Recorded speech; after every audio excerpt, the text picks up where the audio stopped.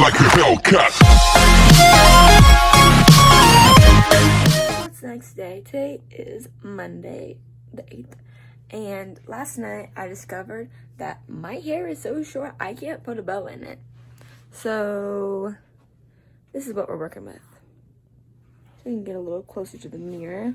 And I can sit down on my laundry hamper. That's what we're working with. I just pulled the sides back and it is really bumpy up here. So just ignore that. I might put bobby pins in that right there. But then I just gave myself this little mini bun. I could have left it down in a pony. But I thought I'd try to pull it up in this kind of bun or just a round bun. I tried to pull it back in a round bun, but I haven't gotten that skilled with hair yet. So that's where we are at right now. Pop up bobby pins in that. But yeah, so if I had the bow, this is what it would look like. See if I can set that there. That's what it would look like if I had the bow. Although there wouldn't be a giant bun right here. So it would look like this. You was sight. But yeah, that's what it would look like if the bow would go on my hair. Hey, pups. Let's go, pups. So I'm on my way to the recruiter station. It's literally just like right there from where my dad's shop is. And I left about 3 minutes till 10:30, which is when I'm supposed to be meeting my recruiter there. I got coffee, so let's get this party started.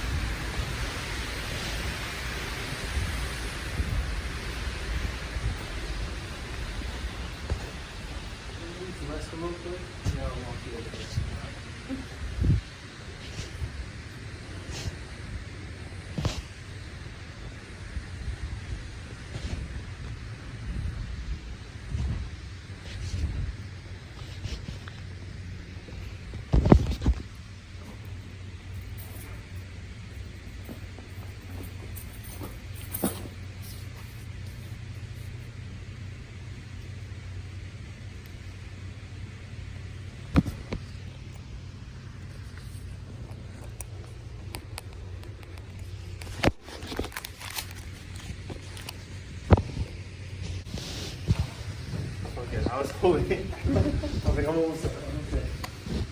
And then you can go through that.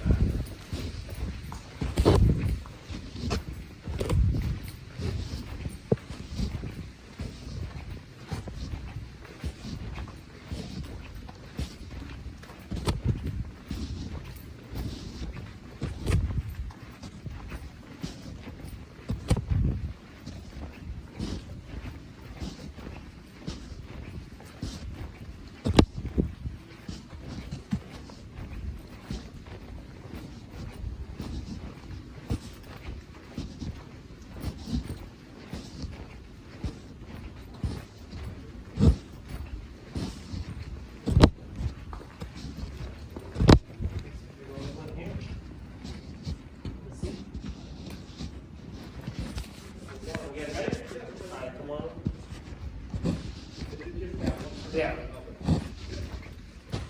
You can place your jacket in your bag over there. And what's your last name? Bennett? Oh, Bennett. Okay. Do you have any paperwork for me by any chance? Yep. That's the only paperwork for me. Oh, wow. Maybe Denny's. Oh, bro. Where'd you go?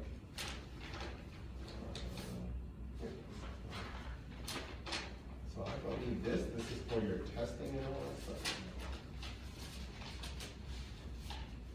So you can put this back. Okay. Okay. Quarantine paperwork, everything's filled out, date, signature, all that stuff. All right, so fill out your information right there on the clipboard. Then now we look for, all right, okay. Only this, identification. There we go. All right, so just stay right there. We're going to be checking out your check here. Write down 97.7. And then write down the city and state of where you live.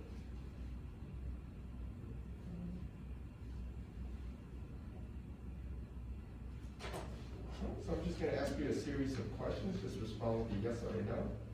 Do you currently have or had in the last 14 days any symptoms such as fevers, chills, sore throat, coughing, nausea, vomiting, chest pains, or anything crazy like that? All right. Have you traveled outside the United States or been on a cruise in the last 14 days? Came into contact with anyone diagnosed with COVID in the last 14 days? And have you been asked to self-quarantine by a doctor? Awesome. So to your left, there's a list of things you cannot bring into the MEPS, such as bow and arrows, nunchucks, swords, ninja stars, tasers, baseball bats, ice picks, blackjacks, anything crazy. Okay. Right? And you'll be surprised. That's why it's there. All right, so I'm just going to give you the data. So place this on the top right of your chest. All right, and other than that, you're all set. All right, you're good.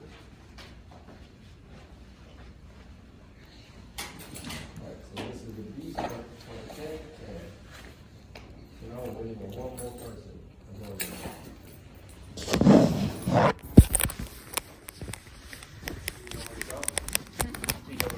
Nope. Alright, so we're going to exit this way, right? I'll find you. Okay. Alright.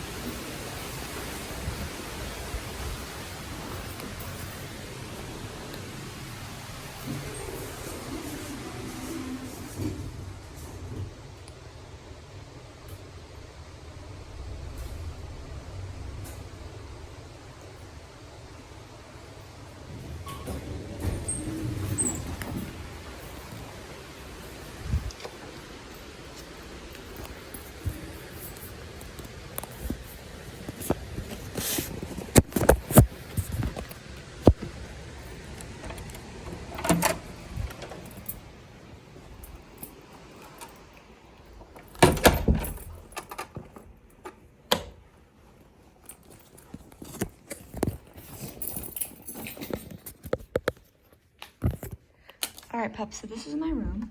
So you first come in and it's set up just literally like the last one that I had. I'm gonna assume the only difference is I can actually see all of the elevators. So I can see when everyone is going downstairs. So I know when to go down. And I know when to not go down because it'll be busy on the elevators because I hate elevators. I hate them. So that's nice. I can see the elevators. I assume this couch is the same where it pulls out into a bed. Yep, pulls out into a bed. I think it's just a chair. Yeah, that's just a chair. TV. I brought my own mask, which I mentioned in my packing video. I do notice there's no like little prop-up embassy suites thing. Same setup for the kitchen. Remember the first time I came here, I could not figure out how to open this thing. The same setup all around. This is coffee and tea. All the little fixins in it. Ice bucket, coffee maker, sink, bathroom, set up just like the first one. I did notice this, so there's this thingy. I don't know if I mentioned it in my first video, but I wanted to figure out what it was for. Well, if you turn it, oh, wait, what? Oh, so in the last room, that actually made the light red. So it was like a heat lamp. If y'all know what a heat lamp is, if you don't, it's a lamp that produces a lot of heat, keeps chickens warm and animals warm. I thought they were supposed to be red, so that way when you get up in the middle of the night, you're not blinded by this really bright light. You have just enough light to go to the bathroom or whatever you're doing in the bathroom. So that's a little different. This one has a tissue box up here. I don't remember if there was a tissue box up here or not. Same Neutrogena stuff as they had last time. Towels, the shower, hair dryer. If I remember, is there a light that goes above the shower? There's a light there. Oh yeah. So that light turns on that light. Okay. So that's something new. The knob has different pressures.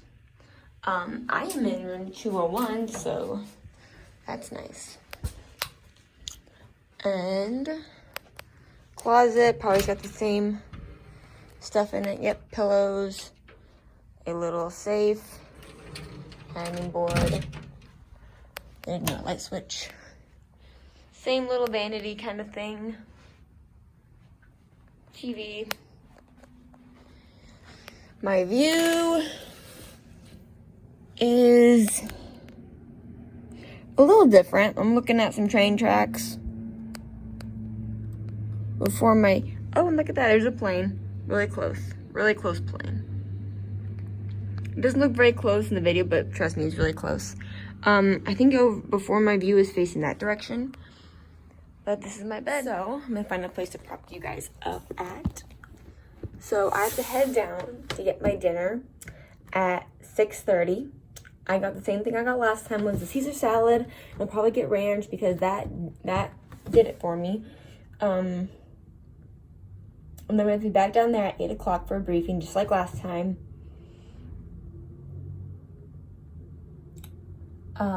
So yeah. So I'm probably gonna call my mom and show her the room. And then I don't know what I'm actually gonna do, because last time, if you guys watched my video, I studied for my ASVAB, but I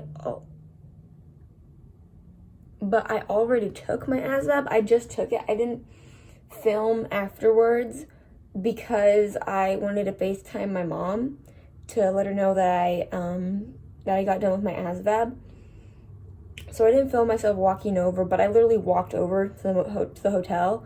My recruiter brought me here, and they had me do my COVID-19 screening. And then we got back in his car, and he drove me over to the MEPS building and dropped me off. I went in, I did my MEPS, or my ASVAB, and then I left and I walked over here. So I'm feeling really confident that I did well on my ASVAB. So the first time I took the ASVAB, I did really well. I got a 51. And then because of the virus, I couldn't take my confirmation test. So my test score expired. I had to take it again. I was really tired because I had woken up at 3 o'clock in the morning. yeah, I was falling asleep in my class. It woke at 3 o'clock in the morning. I went through all of MEPS. Again, I talked about this in my last video, my MEPS experience video, but I went through all of my MEPS, and then I went to my ASVAB. So I was tired, I was falling asleep, but it was just a mess, and I guess I got a 28, which is like a really bad score. Like, I don't think I qualify for anything with a score of 28. So I had to retake it again, but thankfully my MEPS process was all done. The only part that I failed that with MEPS is my dental, because of my aligners. So tomorrow, I believe all they have to check is my aligners, is my teeth for my aligners. So I'm just not gonna wear my aligners tomorrow because today's the last day of my treatment. So I'm really happy about that. So I just have to wear a retainer now. But I'm gonna wear these today and tonight, and then tomorrow I'm just gonna leave them in my bag. But tomorrow they're just gonna probably. Oh, I thought someone was coming in. I don't think I have a roommate because there's only one bed, and the virus is still going around. But I also wasn't told if I would be rooming by myself.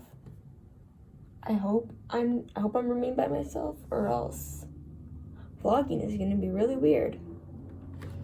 But tomorrow, I'm pretty sure they just have to do my dental examination, and I believe that is it.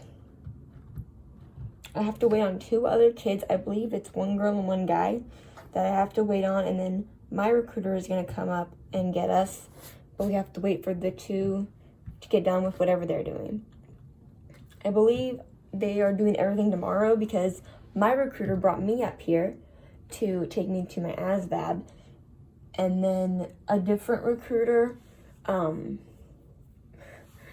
I took my collar off, and for a second there, I'm like, where is it? But a different recruiter brought the other 2 up. And then my recruiter is bringing all 3 of us back down. I hope you guys can still hear me over the AC unit. But that's it. That's what's going down. Now I just have to chillax until 6:30 until I get my dinner. And since I brought a smaller bag, I didn't bring my computer. I also didn't think I was gonna need my computer because I was gonna be studying because I have my flashcards and I've already taken my ASVAB. And I figured I could just watch Crunchyroll on my phone because I have the app. But now I realize that I can't film myself and watch anime at the same time. Alright. Well, that's it. I'm gonna go FaceTime my mom. See pups in the next video. Or in the next clip. There goes the train. Or the Max. Yeah, the Max train. There goes. You guys, look at this. I just saw this in here. $180 just to have me in this room for a day. That's a lot of money. I mean, who is paying for this? The Army taxpayers? I'd like to know, because now that's a lot of money. And if it wasn't COVID, I'd have a roommate, so it'd be $210. That's ridiculous. Socks that I'm wearing tomorrow over there. I have my aligners here because I am eating one of my snacks. Just got my aligners there. My phone is charging. I have my earbuds and my charger right there ready for when I go down for dinner. I'm gonna get my dinner. It's really quick, but I'm gonna plug my earbuds in to charge then. I got my drink and my other snack right there. Then I've got everything laid out for tomorrow.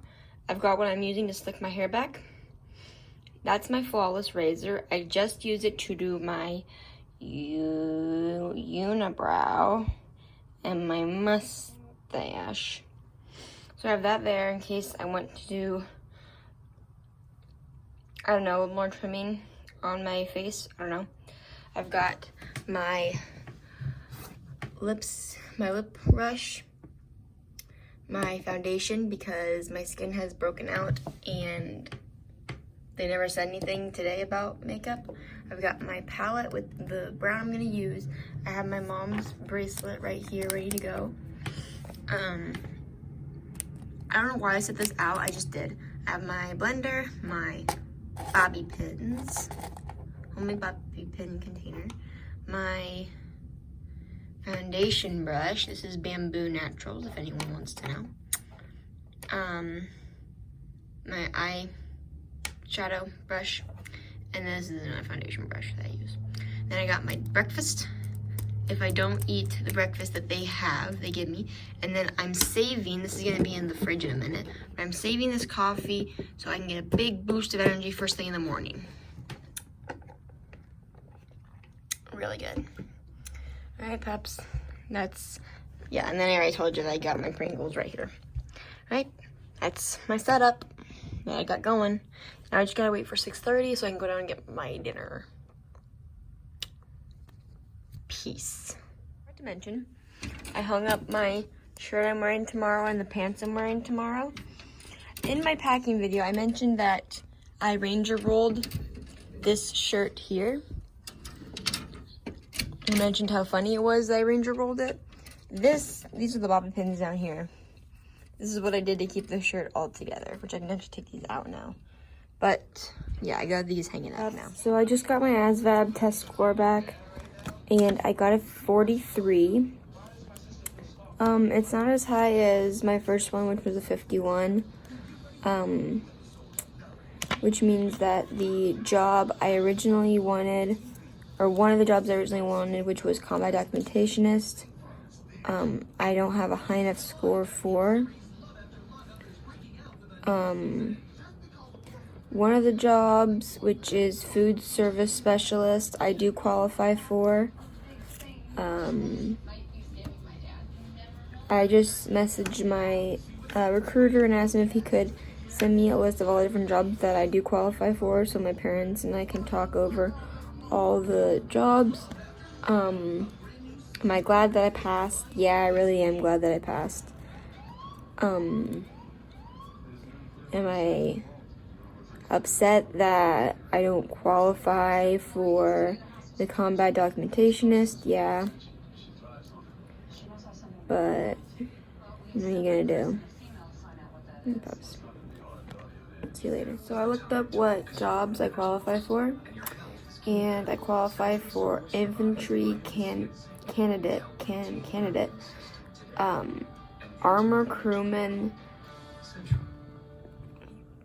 wheeled vehicle mechanic, tracked vehicle repairer, quartermaster, and chemical equipment repairer. Those are the ones my recruiter sent me, the ones that I qualify for. He said he could get me food service specialist.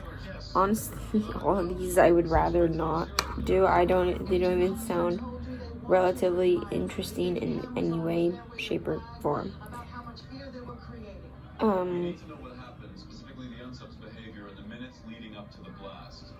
Not 100% sure how I would feel about food service specialist, because originally it sounded like a lot of fun. I'd be cooking, I'd be doing all this fun stuff. And then I talked to my cousin, and he put it into like reality perspective. I mean, I watched all the videos on YouTube that the Army had made, which is what made me think it was kind of cool, or more cool than I thought it was. But then my cousin kind of put things into reality. He was a Marine, but same difference. He was in EOD, I think is what it is. But he put the food service specialist into perspective, and I don't really know if it's something I want to do now, but My parents are gonna FaceTime me at some point. And Okay, so he was here. They could have enough to leave us a clue. They shot him, Morgan. Why would they take him? I don't know, but we didn't see any blood down there, and he's not here. Both a good sign. Yeah, but they have him. I don't know if I wanna Knows where or why has that. do it anymore. Do the food service specialist. I don't know if I want to do that anymore. What the hell is that? You recorded it? I'm talking to you, Izzy. You planned this whole thing. You didn't tell us any of it. You set us up. You killed my brother. No, that would be him. How do I know it isn't your partner? But now, Why would I work with this guy? Why would you do any of this? now I'm waiting for my parents to call me back so I can talk to them about all the jobs that I qualify for. Put that away. This isn't about revenge, it's about survival. If you haven't figured it out by now. I don't know what I'm gonna do anymore. Talk to you pups later. Alrighty, pups. So I got my dinner. I got the same thing I got last time, Caesar salad. I was tempted to get the chicken strips, but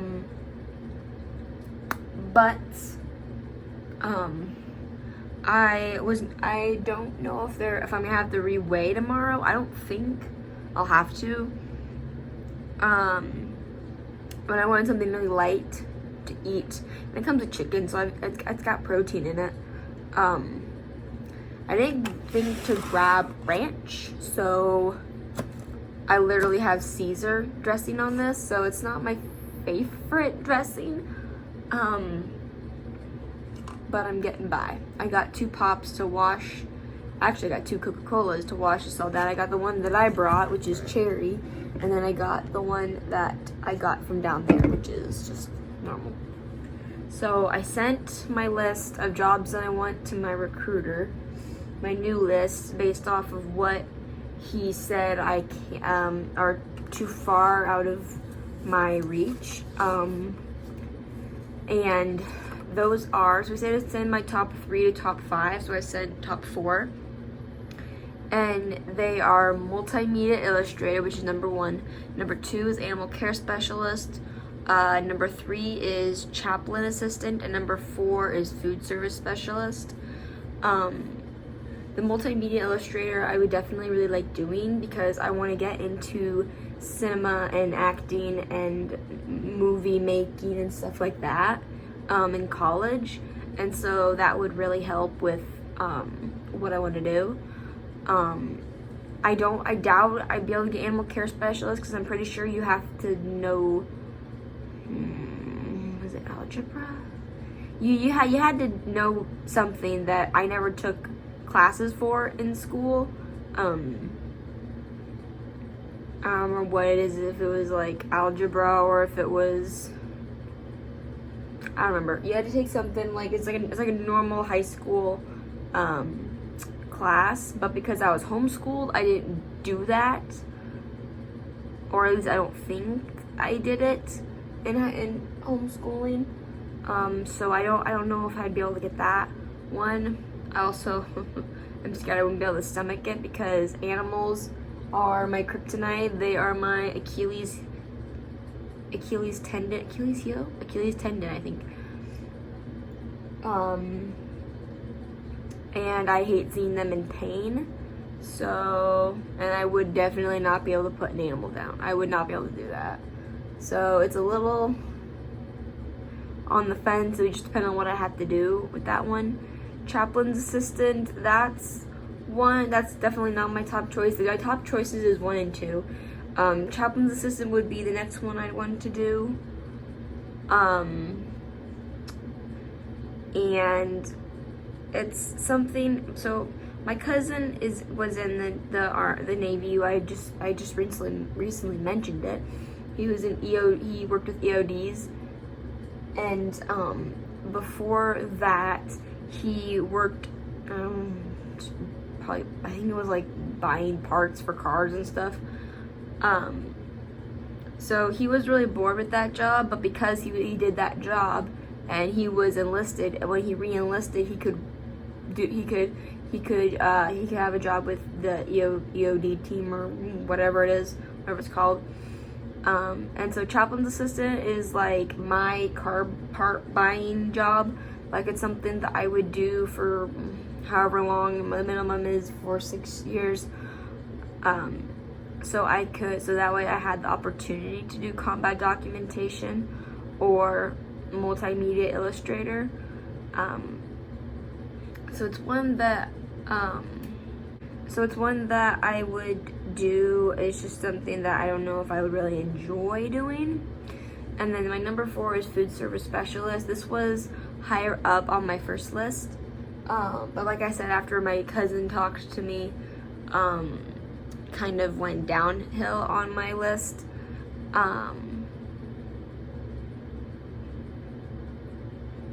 So and I already know it's a 4-year contract with the food service specialist.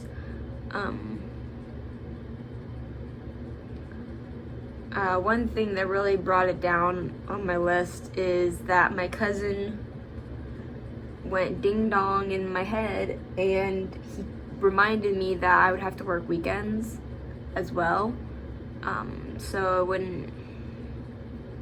I wouldn't really have much time off unless, I don't know, they were overstaffed or something. I don't know. But yep, those are my top choices. I know for sure he said that he can get me to qualify for food service specialist. That kind of terrifies me because it's the last one on my list. But I'm hoping that he can get me one of the top 3s. But yeah, I'm gonna eat my salad, watch my Criminal Minds, wait for him to let me know what he can do about my list. Hopefully he lets me know what job I can do before tomorrow when I have to go do the career counseling. So, it should be fun. Alright, pups, so I just got back from our 8 o'clock briefing. Well, I didn't just get back. I FaceTimed my mom. She nearly gave me a heart attack because I FaceTimed her about the times I have to get up, told her it's the exact same time as last time I have to get up. And I just talked to her a little bit, basically said goodnight. And she nearly gave me a heart attack. She messaged me after I'd hung up because I asked her to check on my bunny to make sure my bunny has food and water. And I guess she went out to check her and she texted me back, well, I guess the bunny is sleeping loose. And I immediately go into full-on panic mode because my rabbit, I'm thinking my rabbit got out. She is like loose. She's out. She got out of her hutch somehow. And so I text her, how did she get out? And I immediately, Mom was trying to text me back, and I started to FaceTime her because I didn't want to wait for her to text me. So she said no, she just couldn't get her because her hutch is built like a 2-story house. She's got like this free roaming area that's fenced in, obviously. And then there's like a wooden plank staircase, and then there's an upstairs area where she can get locked up at night. And because we have a critter running around eating and taking off a sheep, we were thinking about maybe putting her in the garage. But my mom, I didn't want Mom trying to move her, and because she's a pain to get a hold of when she's in her hutch. So my mom was gonna just lock up above, and she couldn't get my rabbit to go up the little wood plank. So that's what she meant by sleeping loose. I thought she lost my rabbit, and I was about to cry because I already thought our dog had ran away and died this morning, and now I'm thinking my rabbit's gone. So it wasn't the best time. But I'm getting a wake up call at 4 o'clock in the morning, and I have to be downstairs by 4:30. I'm going to be getting up at 3 o'clock again, because I gotta get my hair situated, which reminds me I have bobby pins in my hair. I'm gonna take a shower. Because I have makeup on my face, and I have a ton of hair gel in my hair. But I'm gonna be getting up to get my hair situated and get my makeup done. I think that's all. Yeah, those are 4 pins in my hair. Only 3. Okay, so that'll be fun. So, I'll give you guys an update as soon as I'm out of the shower. Hey, what's up, pups? So it is currently almost 2:30 in the morning. I am getting ready. I got up at 2.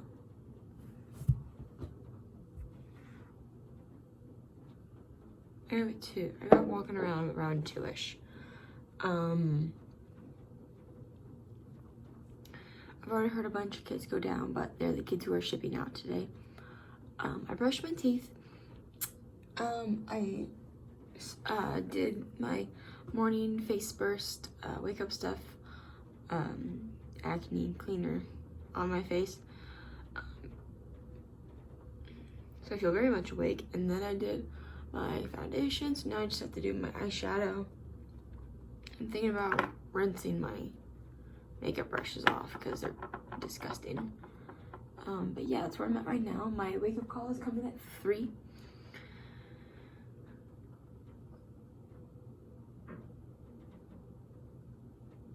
No, my wake up call is coming at 4 o'clock because I have to be down there at 4:30. So when my wake up calls comes, I'll have 30 minutes, which basically means that by then I need to be packing everything up. So this morning should be interesting. I just have a few more things left that I need to pack, and I'm just waiting for my wake up call now so I can put everything together. And I've been eating my donuts because I am afraid that I am not going to eat the breakfast that they're gonna provide for us, because the last time we had dinner, and this dinner was the same, so I'm assuming the breakfast is gonna be the same. I'm still gonna go down and get the breakfast because they make sure you're down there. They have a roll call to make sure that you're down there to get your breakfast, and they make sure you get your breakfast. But I don't think I'm gonna eat it because I don't want to be sick. I mean, I'm not doing anything to where I can get sick, but I get gas really easily based off of what I eat. So yeah, I just don't want anything to go wrong today. I think all I need is to just get my teeth examined, that I'm not wearing my aligners anymore. And I think that's it. And I think I just have to talk to a guidance counselor, which I'm not sure if I'm going to have my recruiter here. I don't even know if I'm going to be able to get one of the jobs that I want. I'm hoping. I'm really hoping I do. But it's going to be an experience today. And I'm really hoping that if I get to swear in, I get to FaceTime my parents. Or at least record it, because that would be really nice to have. They're supposed to have them, I think, on Facebook with the virus going around, because you're supposed to have anyone really you want, your family here, to watch you swear in along with your recruiter. I can hear my neighbor. But because of the virus, at least last time, not even the recruiters were allowed in the MEPS building. So I don't know if they'll probably so at least last time, if I would have sworn in, they would have had it over Facebook. It would have, I think, recorded it and then posted it on Facebook, or maybe it would have been on Facebook Live. I don't think so. I just know that it would be posted on Facebook somehow. But I'm really hoping that I get to record it, at least on my phone. because that would be something really nice to have. Also, a year ago today, I graduated high school. So it might be easy to remember the day I signed up for I enlisted in the, I swore. It might be easier to remember when I swore into the Army, because it'll be the day that I graduated. So yeah, it's been literally a whole year since I graduated. I've literally done almost absolutely nothing for a whole year. I've barely gone down to my grandparents. It's crazy. Alright, pups, let's see what happens next. So I just got my wake-up call. I'm gonna wait for there to be a couple kids at the elevator. Always a couple kids go down the elevator before I leave. I have a feeling I'm pretty sure we're coming back up because of breakfast. But we were told to bring our stuff down, and that's what I'm gonna do. Even though I already know we're gonna be sent back up to our rooms. But yeah, rather do what they say than be sorry. All right, let's go. Here, before you guys leave your hotel room, you check behind yourself. Because I almost left my little green loofah here. I mean, it wouldn't be that big of a deal. I just got it at Walmart, but I still would have left it. And so I have my trash folded up, and then I have my towels that I use right there folded up, just to make life a little easier on the people who have to clean up my room. When you clean hotel rooms, you get pretty nice to the people who have to clean hotel rooms because you know how much it sucks. All right, let's go. So I'm hearing a bunch of doors shutting, but I'm not seeing anyone walking to the elevators. So yeah. I don't know why I'm hearing a bunch of doors shutting, just no one at the elevators. We'll see. Something else I just noticed. None of the elevators are even moving. So apparently not even the boys are headed down yet. I wonder if literally everyone slept in until 4 o'clock, until they got their wake-up call. Before, man, as soon as 4 o'clock hit and people got that wake-up call, people were going down to our ballroom. I don't want to be the only one to go down. It's not weird. I mean, I was the only one who went down last time. And all I did was turn around and come back up to my room because they wanted us to stay in our rooms until 4:30. But I'd like to know how, I gotta turn the light on. I'd like to know how they expected us to be in our rooms until 4:30, but not 4:31. The sign said stay in until 4:30, but not 4:31. Because they wanted us in our rooms till 4:30, but they wanted us down and getting our dinner or getting our breakfast at 4:30. I don't know. They said they wanted just like this herd of stampeding children coming down at 4:30. I don't know. So I just pulled my wallet out of my purse because last time I was here, they checked your ID quite a few times. So I just, instead of fiddling with my 2 bags I'm wearing and getting my wallet out, I figured I'd just pull my wallet out and put it in my purse, or in my pocket. Then when we get on the bus, then I'll put it in, or when we're done and we're gonna go to the bus, I'll put it in my purse. Because then I don't need it until we actually get to the MEPS building. But even then, I don't know if I'll need it. I'm still waiting on people to come to the elevators. Now I'm sitting on the couch because I can almost see the elevators perfectly. There's somewhere. So I was right. We got all the way down there. We did our morning screening. And then we actually almost all got yelled at. Everyone was down there, and it's like 3 minutes to 4:30. And he tells us that we need to go back up to our rooms until 4:30. And we're like, dude, by the time, one of the girls on the elevator said, by the time we get all the way up there, it's going to be time to come back down. But I know why they want to stay in our rooms, because they have the kids that are shipping out. And they're all sitting in there waiting to go to their bus. And they don't want all the kids going to MEPS plugging up the hallway. So it makes sense as to why they don't want us down there. But, I mean, he could have told us, 3 minutes till the time they wanted us down there. Just stand, on the other side of the hall so that we don't plug up the way the kids are going to their bus. But, oh well, what are you gonna do? So basically, I'm just gonna hang out right here in this chair right next to the elevators until the other girls come back, or the other girls start to head down.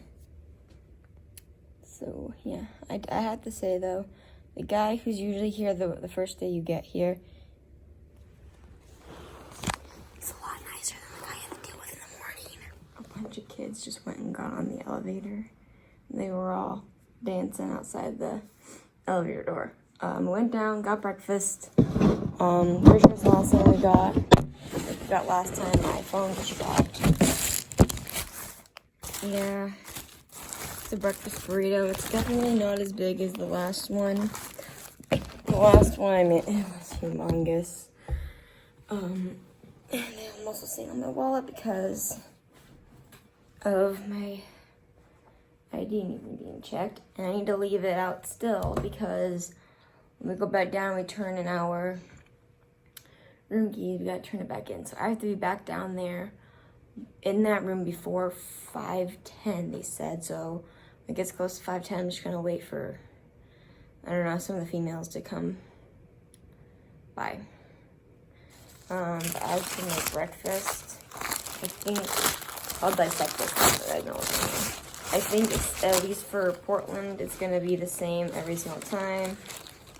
Looks like, well, it's a breakfast burrito, so there's so much tortilla. It's ridiculous. So potatoes, eggs, and looks like a little bit of bacon. That's what's in the breakfast. You have to take the breakfast they provide you, even if you don't eat it.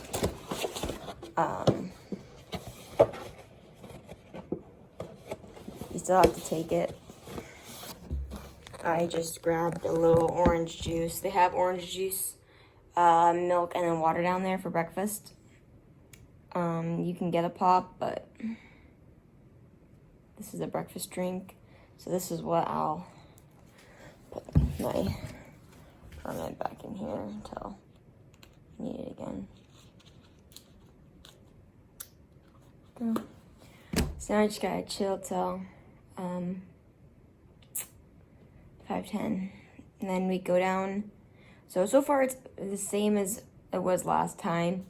So really I could have left my crap here and then just came back up with it, but for some reason they want everyone to bring their stuff down, just to bring all their stuff back up.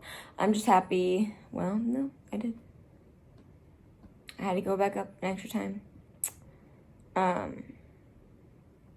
But I went down. With COVID, you have to do a medical screen when you first get here, and then first thing in the morning. So, hope-de-doo. Here we go. So it's currently 5 o'clock. I'm getting ready to head. Back down to the building, or to the room.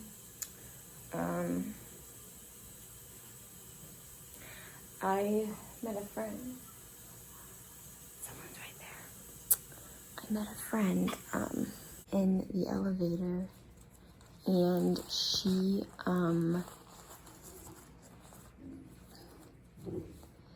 basically asked me if I wore a normal bra today because it's what you're supposed to wear for MEPS. And I kind of told her that my situation's kind of special. And she said, oh, okay, that's cool. But yeah, everyone's head down now, so I guess I'm gonna head down now. All right. See you both later.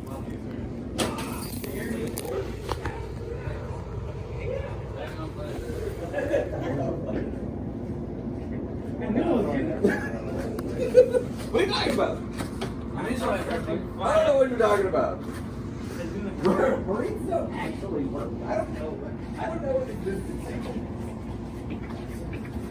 We're trying to be professional here. No, yeah.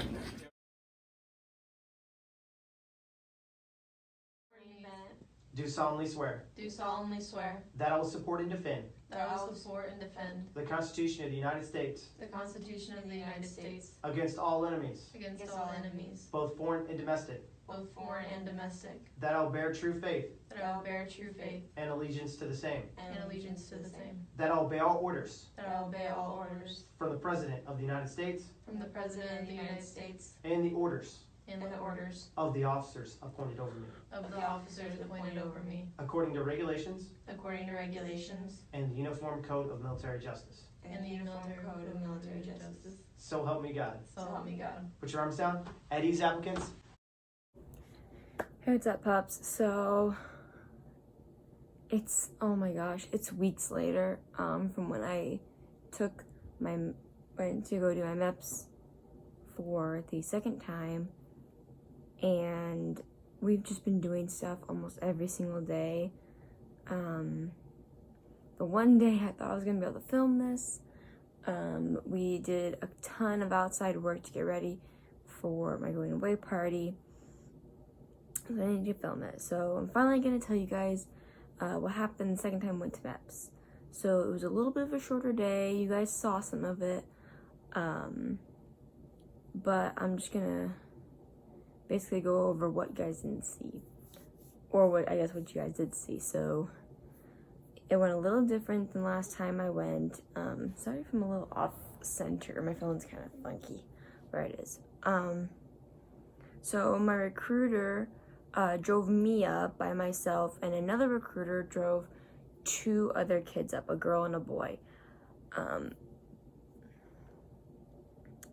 So how it went was he drove me to the hotel we're staying at. We went in, I did my COVID screening check, and then we left. So I think it would have been a lot better since we were already at the hotel, if I would have just checked into the hotel and checked into my room and dropped my stuff off, because then I wouldn't have to haul it everywhere. But we didn't do that, and so I'm so glad I took a smaller bag. I believe I made a second video of what I packed the second time I went to MEPS. So go check that out if you guys want to see the bag I took. But it was a lot smaller than the first one I took, and I'm really happy that I took a smaller bag this time because I was carrying the bag in and out of a car. So we went in, I got my COVID screen check, we left, we got back in the car because I didn't know exactly where the MEPS building was. It was literally right there and basically in the parking lot of the hotel. But we drove around, my recruiter dropped me off, I went in, I went through the metal detector. Usually you're not allowed to have a jacket on in the MEPS building, but for some odd reason, I almost said the TSA people, not TSA, the Homeland Security people let me it was the same people we had that was there the last time I went. But they let me just wrap my jacket around my waist when I was there. Oh, my neck. Put my stuff in the little box. I went to, I can't remember if I went to the line to get my paperwork or if I went straight to the Army office, but I eventually went to the Army office, and they gave me my name tag and said that I'm supposed to go take my ASVAB test. So I walked back over to the desk. They said where I'm going. They pointed it out. I already knew where I was going, but they still pointed it out to me where I was going. I walked in there, took my ASVAB, left, went to the hotel. This was the worst. And I walked out the building, and I just started walking around the building, and I said I'm gonna FaceTime my mom so she knows that I'm done. And so within the time it took me to FaceTime my mom, I got from the MEPS building to the hotel front door. I didn't go in because I didn't want to be talking in a hotel because that just seems kind of rude to everyone else that's there. I mean, probably no one would care, but I just didn't want to be rude to people in the building. But I called her, I told her that I'm done. I told her I felt really good about my score. So yeah, oh, and the other recruiter was there. I saw him and I talked to him a little bit. I talked to my mom though and said goodbye there. So it turns out we have to check in at a certain time. As for why it has to be a certain time, I don't know. But there were a bunch of kids waiting in the lobby. You guys kind of saw the lobby. I think I made a clip of it. And my dog is coming to my room. She figured out where it was. I'm trying to clean my room and a dog is kind of in the way. So. Hey, Pepper.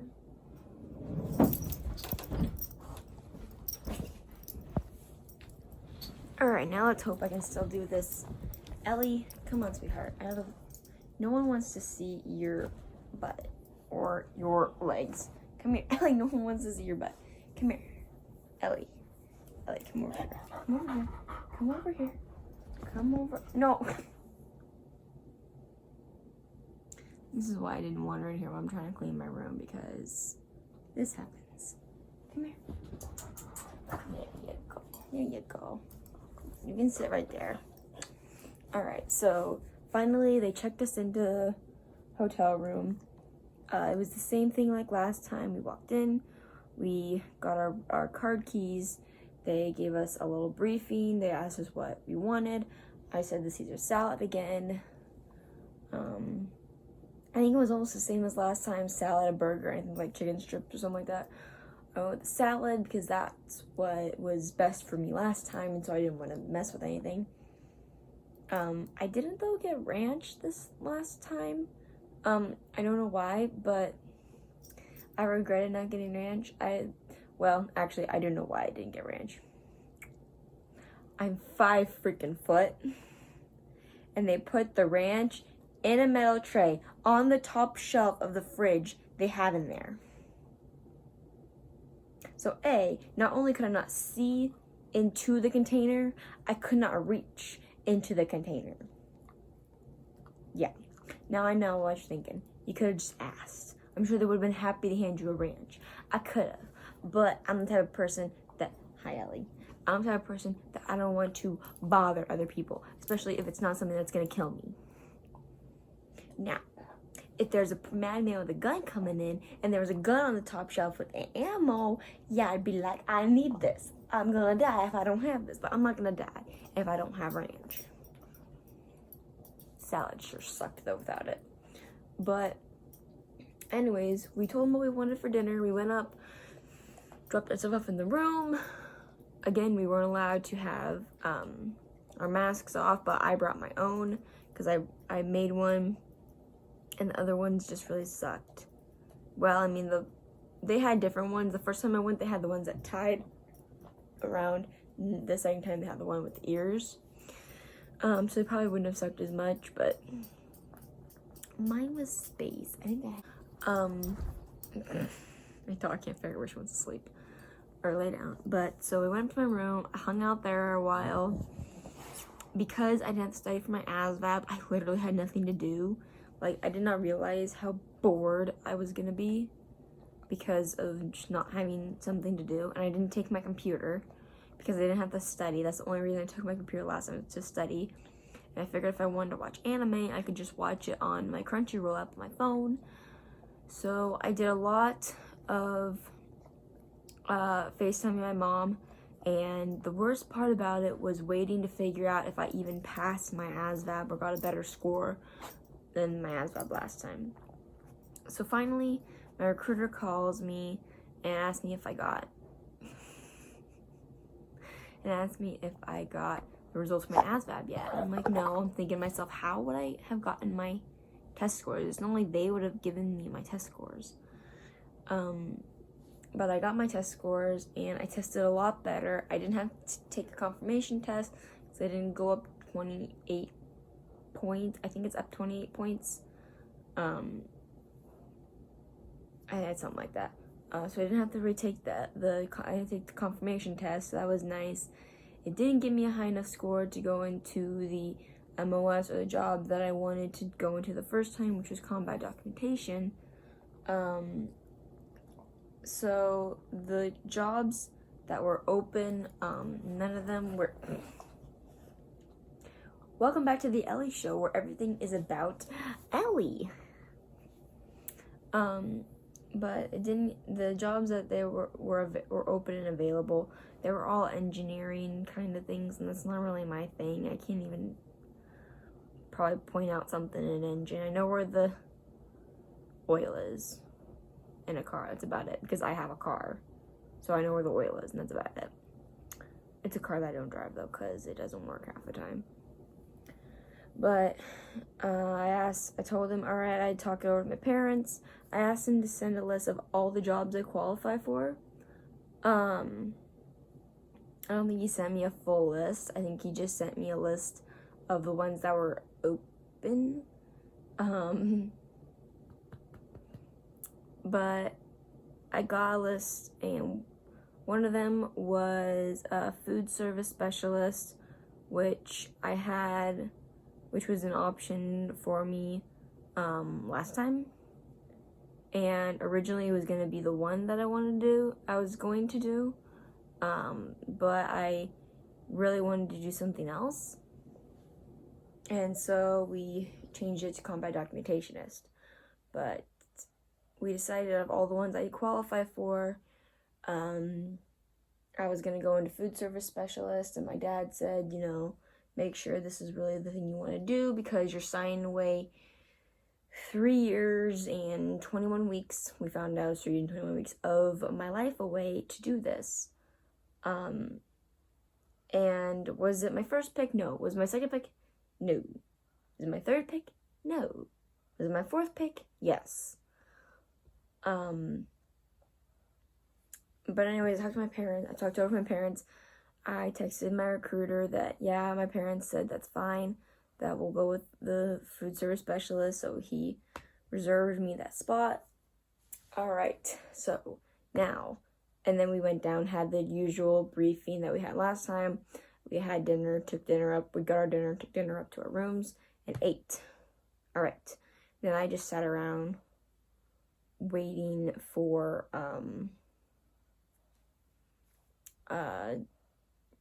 our 8 o'clock briefing, and then I watched Criminal Minds and went to bed.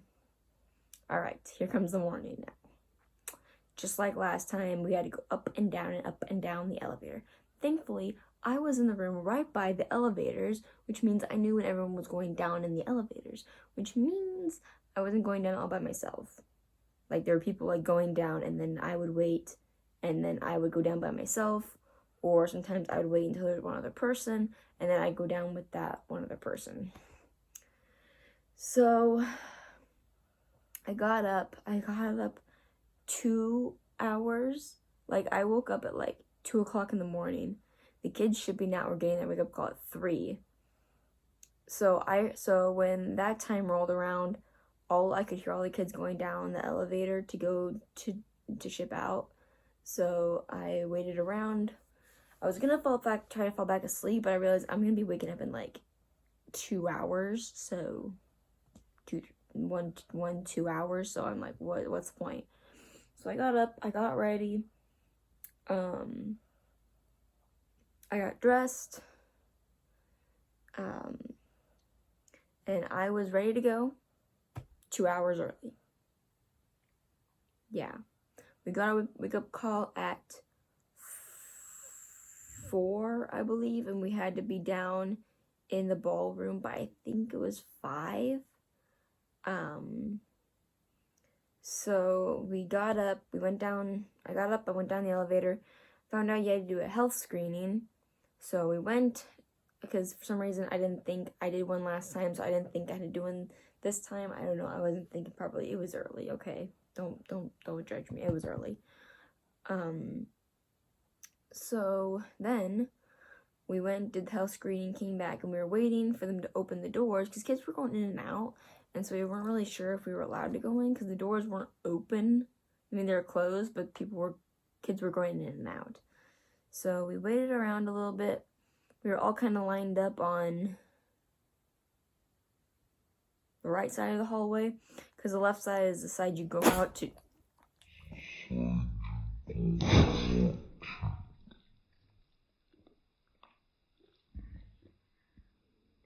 Bless you.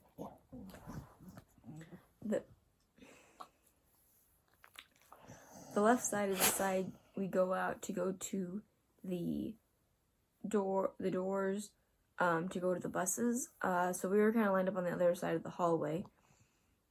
And we were down there when he told us to. Well, no. He told us to be down there by 5. It was 4:58. 4:58, 4:57, something like that. It was 4:57. We were like 2 or 3 minutes till 5. So, the guy who's in charge of the morning stuff, I hate him. He's not that great. He's 5'5", I think he keeps saying. And I don't remember what his name is. The guy who's there to check you in is Tom. He's awesome. The guy who deals with you in the morning, I don't like him.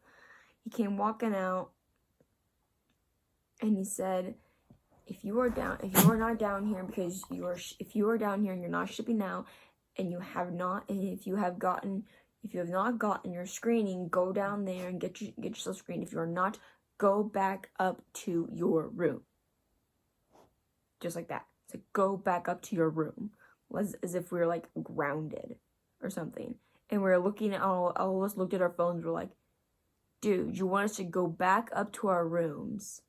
And it's 3 minutes until the time he wants down here. It takes us like 2 to 3 minutes just to go up to our rooms.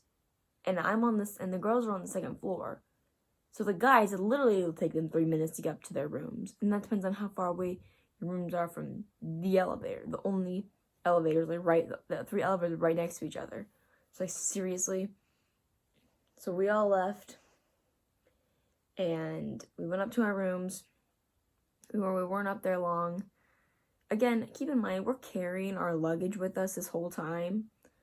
Got up to our rooms. We sat up there for a little bit. I just waited till someone else came because I didn't want to be going back down and get yelled at by myself because that just wouldn't be fun. So I waited for another girl to come. And I went down with her. On the way down, she was telling us how stupid this is.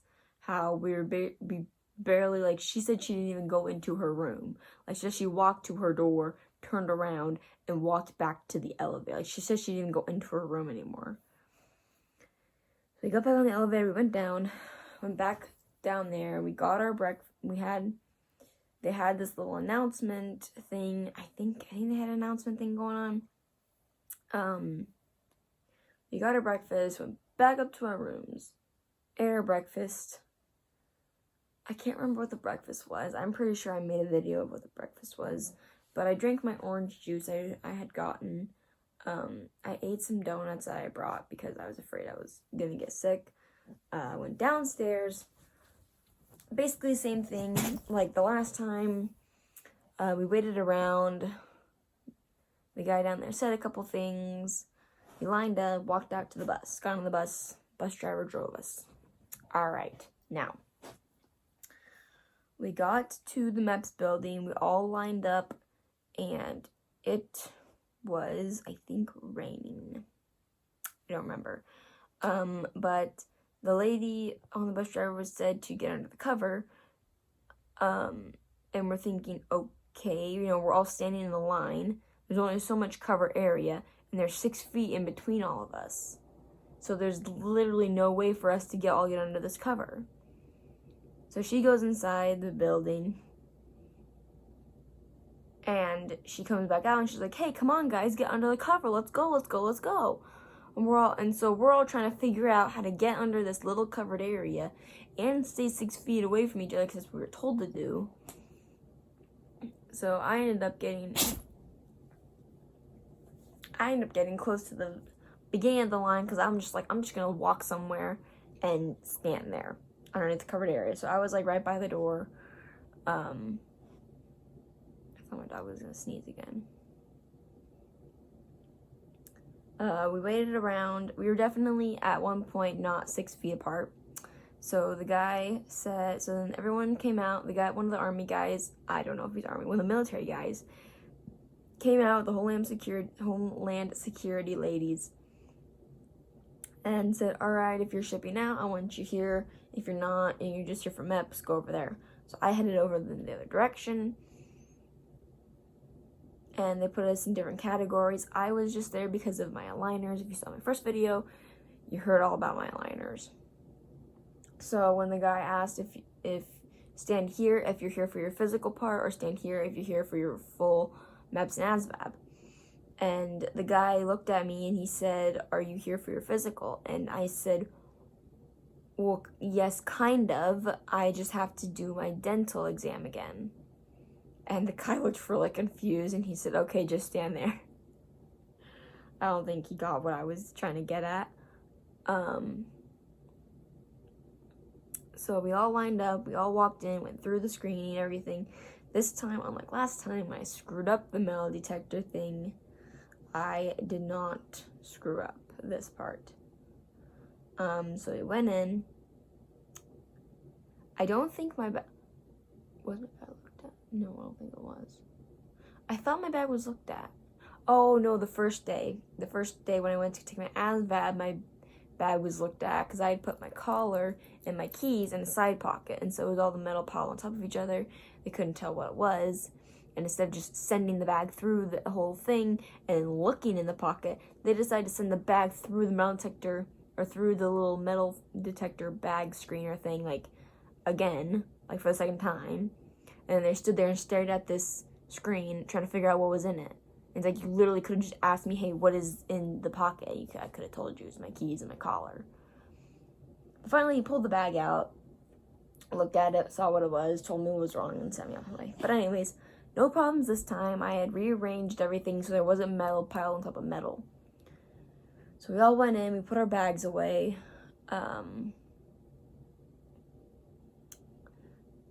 We had our ID, and I believe our social security cards in our hands. Last time that was different. We all had our ID and social security cards in our hands. So we put everything away in the little cupboard. We went, we lined up in the correct line. They sent us to our office to get our paperwork. From there, we went to the medical briefing, which I don't know why I was in the medical briefing, because I wasn't doing anything medical. I was just getting my dental examination, which I didn't even really get a dental examination. So then what happened next was the guy doing the medical, what did I just say? The medical briefing. He was a real jerk about a lot of stuff. The last guy we had was really cool. And he was actually a military personnel. Ella, you're fine. And I think this guy was a civilian. You're okay. So he was a real jerk. So we got through the medical briefing. All the girls, there was a ton of girls this time. There was like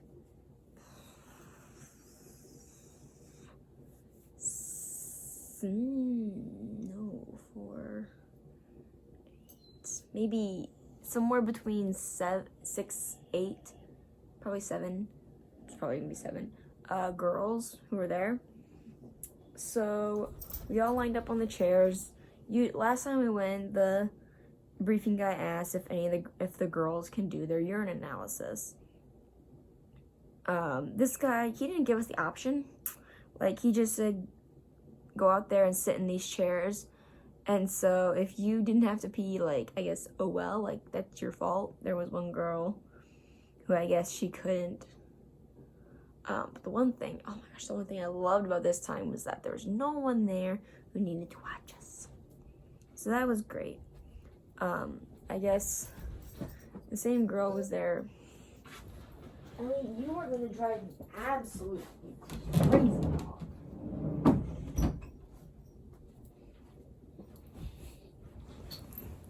So the girl there doing our analysis was there the last time I went. Her last name was Rucker. And so she was doing the urine analysis. So we did it. We had our name written on the cups. We turned it around so she could see our names.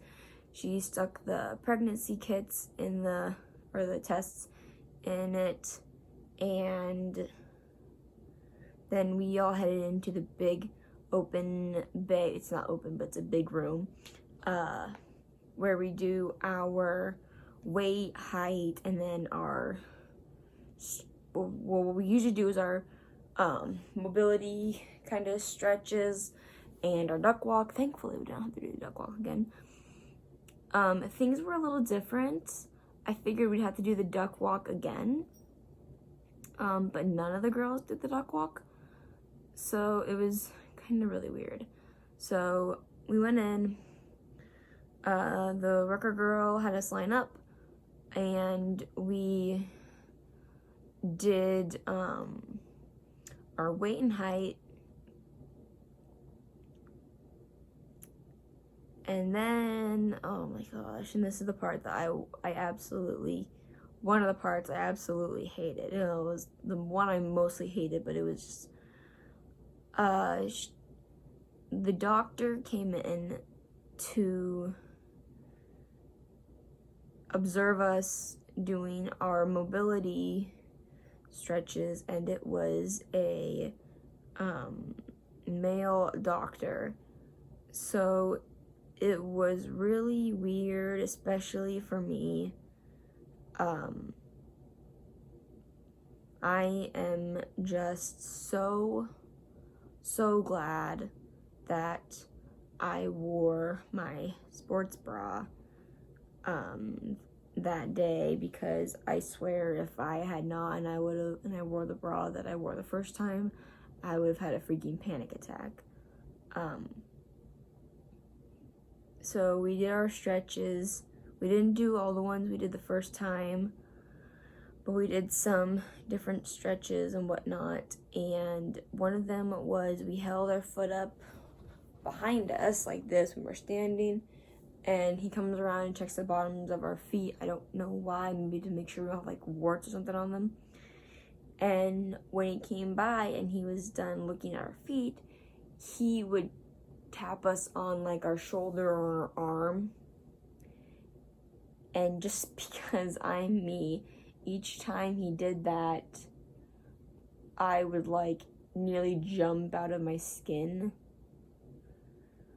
And I'm just hoping and praying that nobody noticed that I was jumping. But he went through, we didn't do all the stretches. Like, he checked our hands and then our feet, and that was basically it. So we didn't do any of the squatting down ones. We didn't do any of the bend over and he checks our back. We didn't do the duck walk, anything like that. So she told us to get changed and then to throw our urine samples away. So we all got dressed. We all went through our urine samples away, flushed the toilet. And it was really weird because I threw mine in, flushed the toilet, and I was waiting to wash my hands, and I'm all like, I just thought of something. All the other girls looked at me, and I'm all like, why are we all each flushing the toilet? like there was 8 of us, and there was 2 toilets. We were all flushing the toilet each time. And one of the girls laughed, and she's like, I got no idea. We could have just dumped it all in, and then the last person flushes the toilet. But yeah, we all dump it in, flush it, dump it in, flush it, dump it in, flush it. I'm like, why are we all flushing the toilet? Like, it was just pretty funny. Then we left. Sorry about that. My phone was ringing. I don't know who it was. If it was anyone important, they'll leave a message. So, Ricker sent us out to the hallway. And down the hallway to the,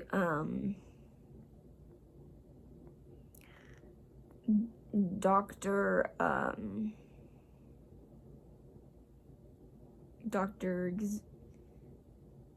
I don't know what it was called. You basically talked to the doctor there. So this was another one of the parts that was really, really weird for me. Because the first time I went to MEPS, I was told by my recruiter,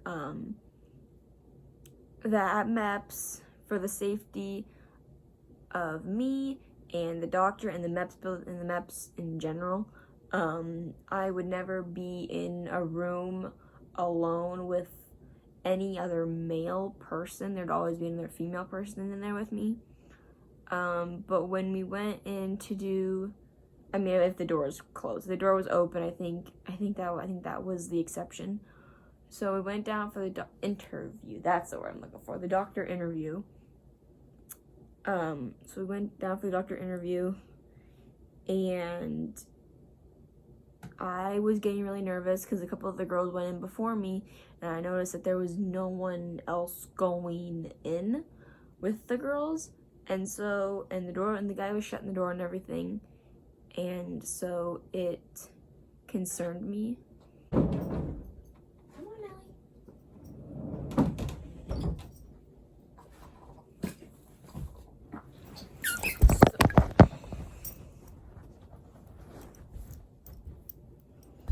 Ellie, come here, Anna, come here. So it kind of concerned me because I didn't know if because it was the male doctor again, so I don't know if he was doing the same examination that the last doctor we went with did, and if that was accurate, and if that had been true, I probably would have said, no, I'm done, I'm not going through with the rest of my MEPS, and I'd gone home, and I would have just had the whole thing rescheduled. Actually, I don't think it would have mattered if there was a female in there. I still don't think I would have done it.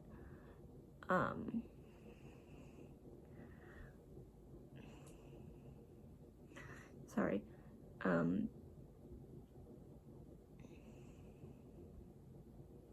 So I went in, so it was my turn to go in, and I was extremely nervous, especially when he shut the door. So I sat in a chair,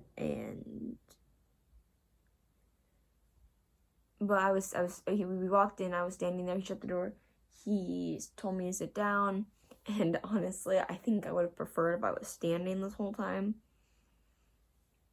But he was asking me about my aligners, and I was just answering his questions like, yeah, they're, whoever called me to leave a voicemail.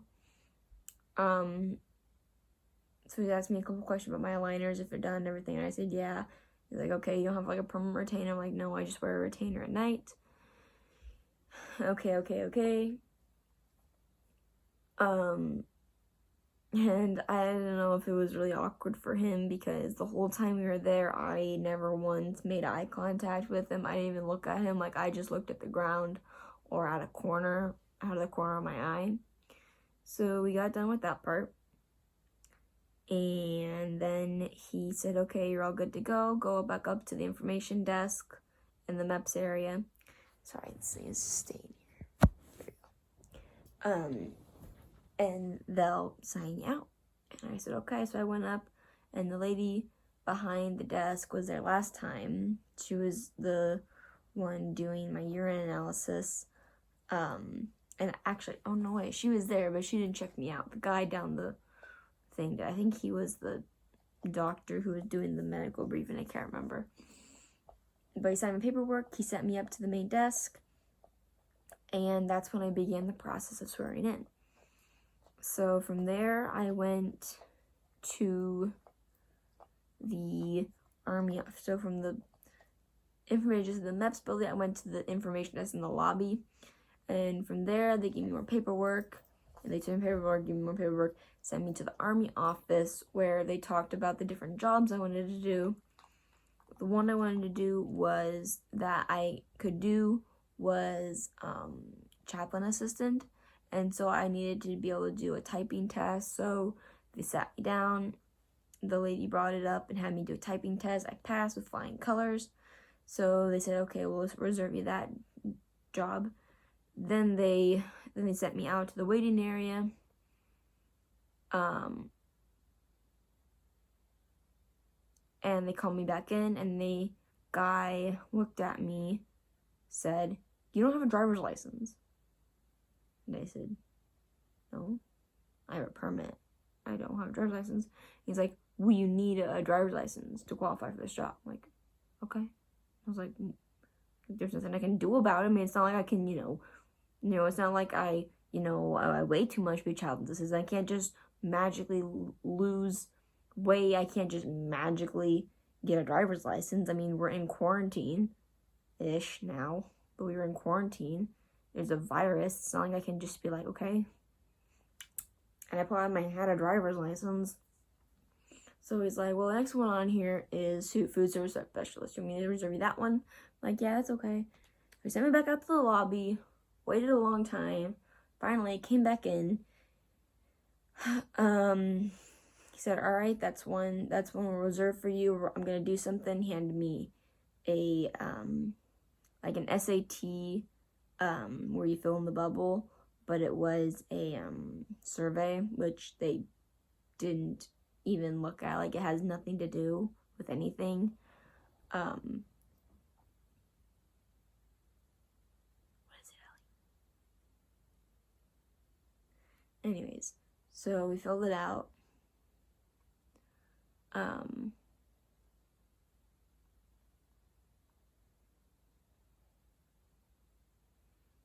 Then he called me back in. There's some questions on it. So this is the hard part, and the part that really ticks me off about places like the Army and the military and places like that.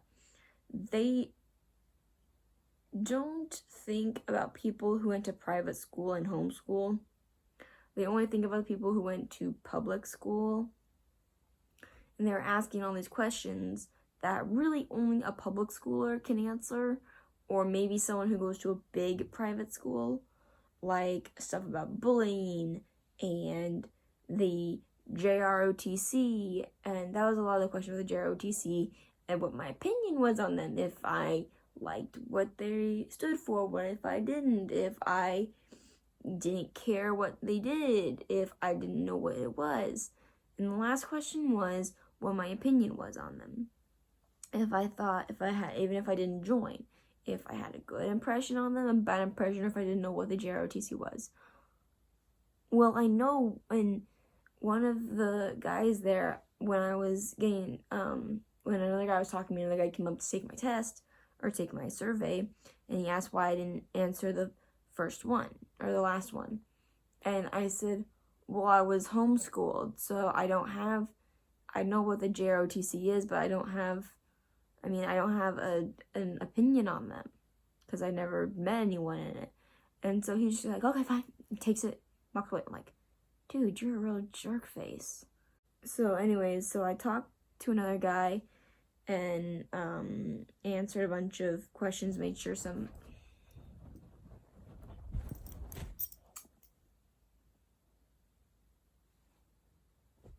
Really, Ellie? Yes, I'm doing something. Do you mind much? Can I prop this up on you? There we go. So, nope. I said, that's not okay. Or, let's see if we can prop it right. There we go. So, we filled out I confirmed a bunch of information, signed a bunch of paperwork, and the guy there was telling me, like what's what and why I'm signing what. And it was really funny. He said that out of all the females he has ever seen come through here, he's ever seen them sign, he said, I have got the best cursive handwriting. And I didn't exactly know what to say, so I just said, well, I was homeschooled. I said, well, I was private schooled and homeschooled. And he said that would explain it. And then he was talking about his granddaughters and said that he's going to make sure his granddaughters go to a private school. I guess because public schools suck. I don't know. But anyway, they sent a bunch of paperwork. And then they sent me to another place, which This part really did suck. So we went in, this guy came out, he had a little ponytail. There are two guys there who had ponytails, and the ponytails are important. So the one guy came out, and he was some sort of Asian. He was either Korean or Japanese or Chinese. He was some sort of Asian descent. So he came out, and he had a mask on like everybody else.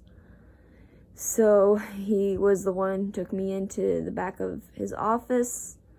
Again, I was in a room. I guess it was a cubicle office, so it doesn't really count as a room. But again, I was in a area where there was no other females. So I don't know where the military's head is, but if a recruiter says something, I mean, you'd think that's what is gonna happen.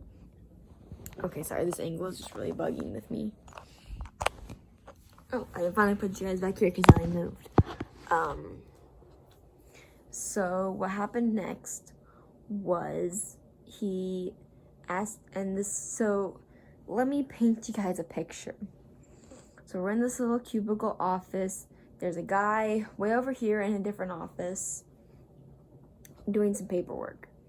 And the guy with the ponytail sitting in front of me said we need to kind of be quiet, and he wants me to just nod. Just nod. Now, that's important. He said just nod. He doesn't want me to talk verbally. When we first arrived, the Homeland Security ladies said that they need a yes or a no. Not a yeah, not a uh-huh, not a nod, not a yeah, not a nope, not a nothing. A yes or a no, a verbal yes or no. And this guy is telling me he wants me to nod or shake my head yes or no. I don't know what to do. I'm like, is this like a test? Do they want me to say yes or no? Does this guy want me to nod? Anyways, he tells me this, and this guy over here, just in the cubicle next to us, is working with some kind of packaging. Like, you know how loud it is when you tape a box with giant packaging tapes, like yeah, he was over there doing that, and this guy is sitting just across a desk from me. There's like plexiglass stuff, and he's sitting in a desk across from me. He has an accent because he's part whatever descent he is Asian, so he has an accent. He is whispering, and he's wearing a mask, and I got this dude over here with tape. I couldn't understand a word the guy was saying, and I was agreeing to stuff. Like, he was asking me, is this right, is that right, is this right, is this right, did I do this, did I do that, did this happen, did this not happen, and I'm just kind of, yeah. And finally, he asked me a question, and I said, yeah, and he looked at me funny. And what?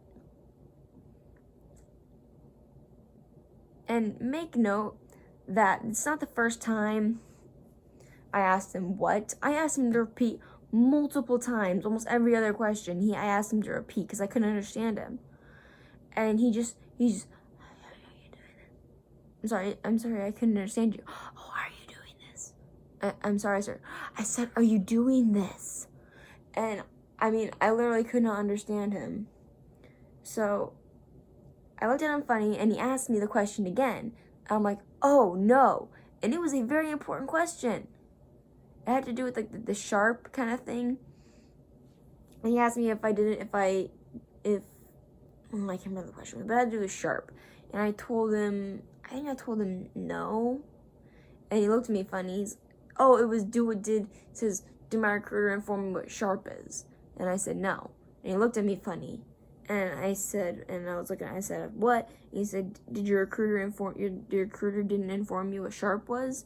And I said, oh, yes. And so, yeah.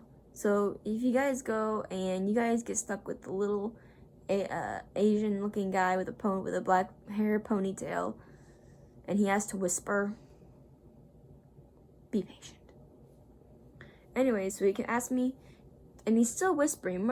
Keep this in mind. He's still whispering. Even though it's obvious that I can't hear him, he continues to whisper.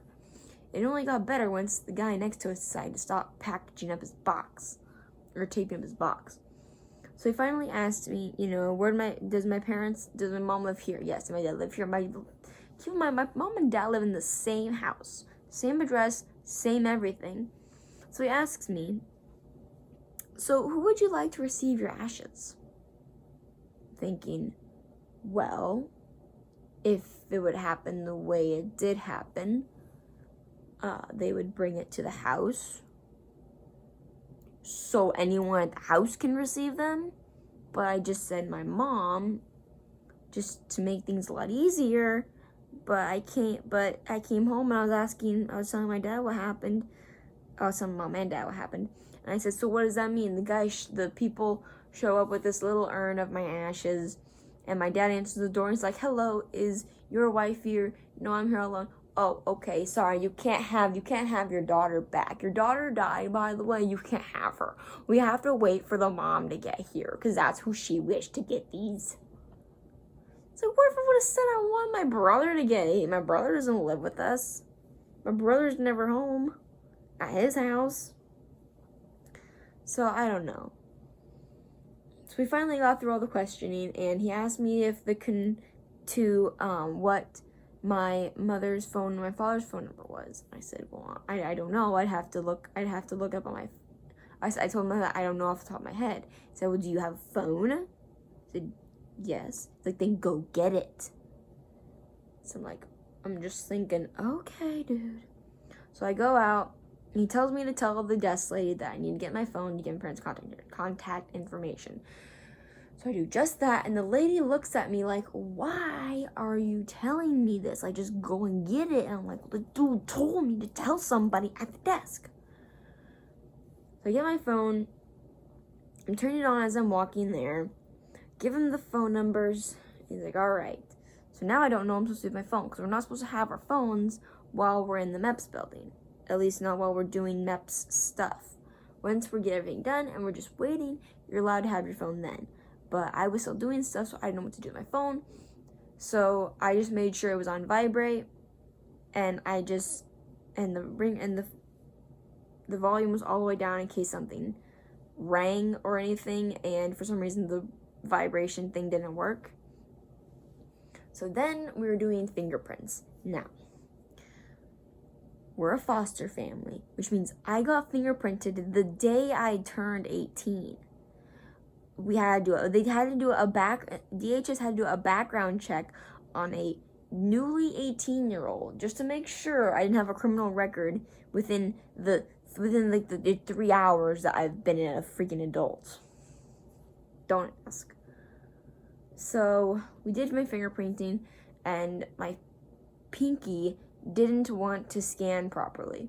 And so this guy was trying to scan my fingers, and I swear he came off the ground. Like, he's trying to squash, he's like this, like squashing my hand, my pinky, my little pinky, into the scanning machine, and he's like this to my pinky, trying to get it to scan. I mean, he's like putting like his whole body weight on my finger, trying to get it to scan in. Oh my gosh, my fingers were in so much pain. He had to try like 3 different things to get my finger to scan in. Like, he tried like this like Clorox looking wipe, he tried Vaseline, he tried some other weird spray thing. Finally it scanned in. He told me, and then they have this little dot system. So I'm gonna tell you what the dot system is, so in case you go when it's a quarantine, you know exactly what the dot system is. So you get a dot, you put it on your name tag. Just put it on your name tag. Get a little colored dot, put it on your name tag. The red pen at the guy's desk, put a red pen mark on your name tag. Because this guy was not getting anything across to me. Because he's, okay, paint the picture. He's facing away from me, pulls this little blue dot off, slings it behind him, and says something. Something. He doesn't even speak English, I don't think. And so I'm looking at this blue dot, I'm like, okay, does it go on my wrist? You know, back here? And so I'm like this, and he says something again. I thought he said other. So I'm like, I'm like, look, I'm like doing this with my hands, like, what do you want me to do? The other side? The other hand? And then he pulls his mask and he said, put it on your name tag. And I'm thinking, dude, did someone pee in your cornflakes this morning? And then like gave you a wedgie on the way here? Did a bully pick on you or something this morning? So I took it off him and I put on my name tag. He sends me out to go give my paperwork to the lady. I give the paperwork to the lady at the desk, and she says, you're done. You're just waiting to... Sorry. You're just waiting to swear in now. So she told me to sit down, and one of the army guys, one of the, like, head army guys at the army office came walking by. Oh, no. Correction. So I went from the desk to the army office to, so I went from the little Asian guy, to the army office, where I gave my paperwork. That's when I took it to, and I took, because he told me to take the girl who was going home with us, and my recruiter, to go get lunch, because lunch had just arrived. So I took my paperwork, handed it to the lady, and then we went to go get lunch. We ate some lunch. The lunch thing was really weird. There was these 4 papers and a ton of names on them in line. So the guy was talking to the girl with me, and he pointed, like, sign here. This is what you're gonna eat. I said, okay. And she said, okay, there's like a list of, or there's like 3 different kinds of sandwiches, chips, oranges, such and such. And so I looked at the paper. I didn't know what I was looking at, but he wasn't talking to me. He didn't tell me anything. And I couldn't, and how we were standing, I couldn't see anything. And he was pointing out. So I just signed underneath of her. I'm pretty sure we were supposed to find her name and then sign. But I didn't do that. Like, I didn't like none of the papers made sense. So I just signed underneath her name. So we ate our lunches. There was a few kids coming in and every now and then to eat their lunches. Then we left. She went back to the waiting room. I went to the waiting room in the lobby area to wait to swear in.